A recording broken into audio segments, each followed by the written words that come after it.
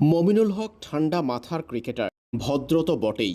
পাকিস্তানের বিপক্ষে প্রথম টেস্টের দ্বিতীয় ইনিংসে ব্যাটিংয়ে নেমে 50-র দেখা পেয়েছেন মমিনুল, যার মধ্য দিয়ে তিনি নিজের ক্যারিয়ারের 27তম টেস্ট 50-র পাশাপাশি পৌঁছে গেছেন তৃতীয় বাংলাদেশি ক্রিকেটার হিসেবে টেস্ট ক্রিকেটে 5,000 রানের মাইল ফলকে। এদিন মমিনুল হকের দুর্দান্ত ব্যাটিংয়ের সামনে পরাস্ত হচ্ছিল পাকিস্তানের পেসাররা, আর তাতেই মেজাজ হারিয়েছেন এক পাকিস্তানি পেসার। মমিনুল হকের সাথে খেলাতে না পেরে উঠে পাকিস্তানের পেসার মোহাম্মদ আব্বাস দেখালেন উগ্রতা।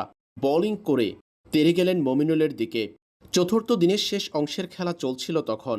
মমিনুলের ব্যাট ছুঁয়ে আসা বল সজোরে মমিনুলের দিকে থ্রো করতে চেয়েছিলেন আব্বাস। ততক্ষণে আবার থেমে যান তিনি। এ সময় মমিনুল তার দিকে তাকালে এড়ে যান মমিনুলের দিকে।